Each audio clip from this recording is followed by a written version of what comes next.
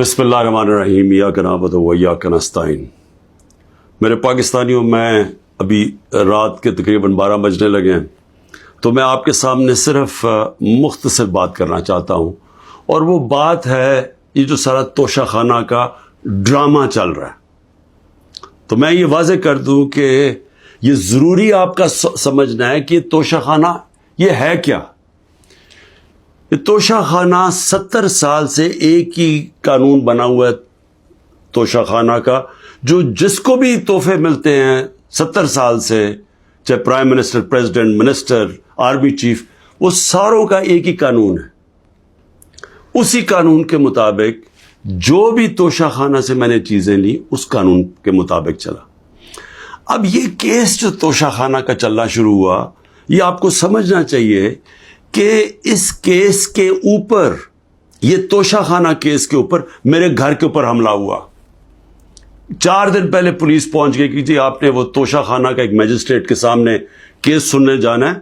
4 دن پہلے پولیس پہنچ گئی، اور یہاں پورا میرے گھر کے اوپر 26 گھنٹے اٹیک ہوا۔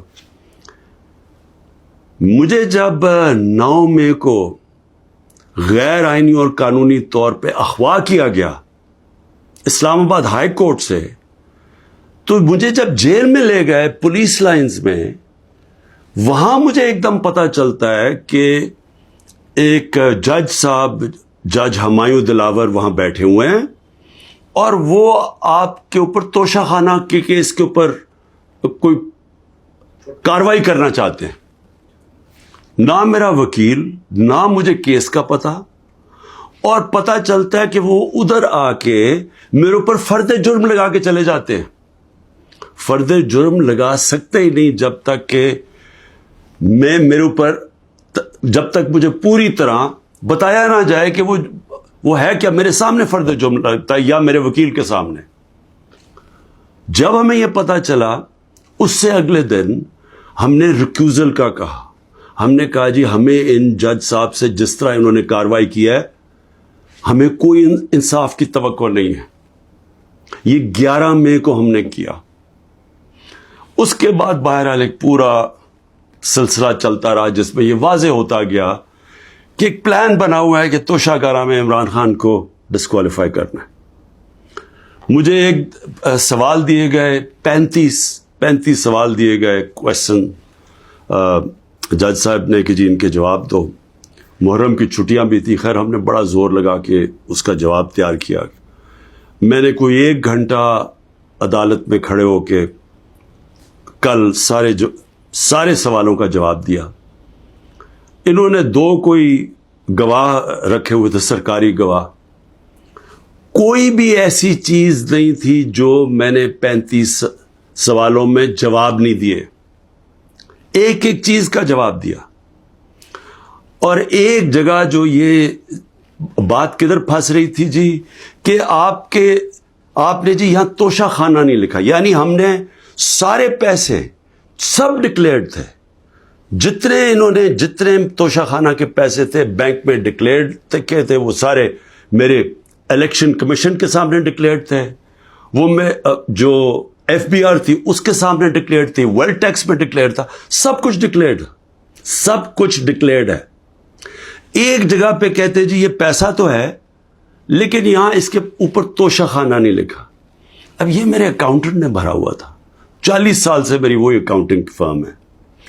تو میں نے اپنے گواہ میں لکھا کہ یہ اکاؤنٹنٹ کا کام ہے آ کے آپ کو ایکسپلین کرے، پیسے تو ہیں کہ جی اس نے توشہ خانہ پیسے کے آگے لکھا یا نہیں لکھا۔ حالانکہ وہ اکاؤنٹنٹ کلیئر ہے کہ قانونی طور پہ اس نے ٹھیک کیا۔ اب وہ اکاؤنٹنٹ نے آنا تھا۔ آج پتہ چلتا ہے جج صاحب کہتے ہیں جی 1 گھنٹے میں گواہ کو پروڈیوس کرو۔ گواہ راستے میں ہوتا ہے، کہتے اب ہم نے کینسل کر دیا، اب کوئی گواہ آپ سامنے نہیں لا سکتے۔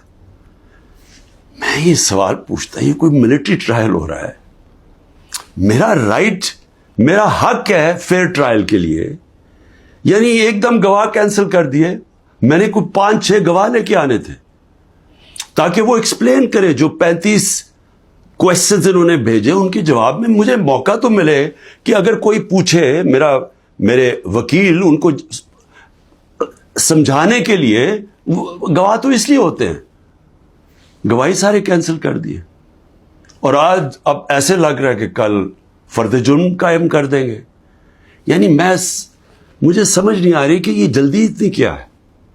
کیا کل 2 دن، آج گواہ آ جائے، کل گواہ آ جائے، اس کے بعد پھر آپ نے جج صاحب فیصلہ کرنا ہے وہ آپ نے کرنا ہے.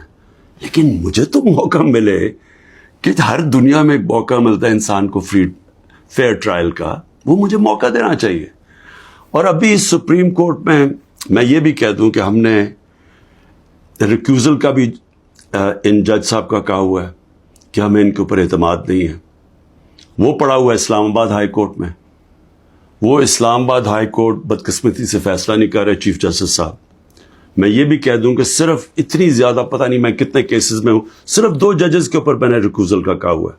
ایک اسلام آباد ہائی کورٹ کے چیف جسٹس اور دوسرے یہ جسٹس دلاور.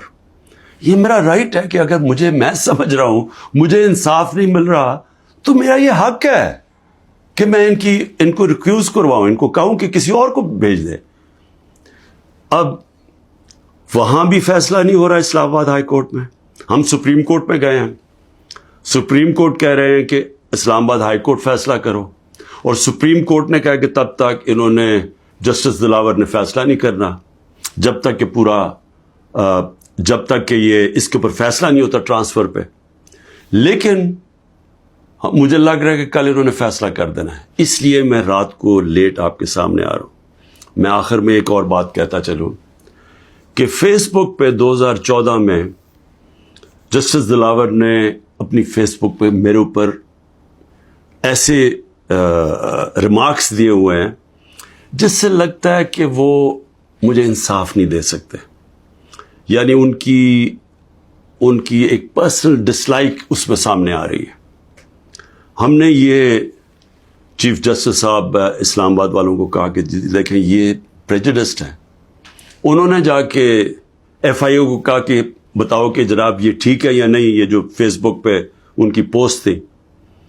ایف آئی اے نے وہ چیک کر کے کہ کیونکہ وہ ڈیلیٹ کر چکے تھے پوسٹ، انہوں نے واپس کہا دی وہاں تو پوسٹ ہی نہیں ہے. دیکھیں بڑا آسان کام ہے. اگر آپ اس ملک پہ انصاف چاہتے ہیں، میں چیف جسٹس صاحب اسلام آباد آپ کو بھی کہتا ہوں اور ایف آئی اے آپ کو بھی کہتا ہوں، ایک فیس بک کو ایک صرف لیٹر جانا چاہیے آپ سے، ایک ای میل کریں کہ یہ کیس ہو رہا ہے. 90 دن تک ان کے پاس ریکارڈ ہوتا ہے. اگر آپ ڈیلیٹ بھی کر دیں کوئی پوسٹ تو 90 دن تک فیس بک کے پاس اس کا ریکارڈ ہے. صرف ایک ای میل کی ضرورت ہے، پتہ چلوا لیں کہ کیا انہوں نے جو واقعی انہوں نے پوسٹ کی تھی یا انہوں نے نہیں کی تھی.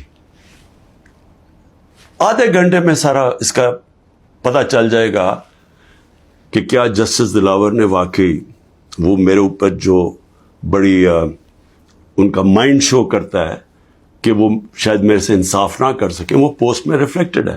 پتہ چل جائے گا کہ ہے یا نہیں ہے.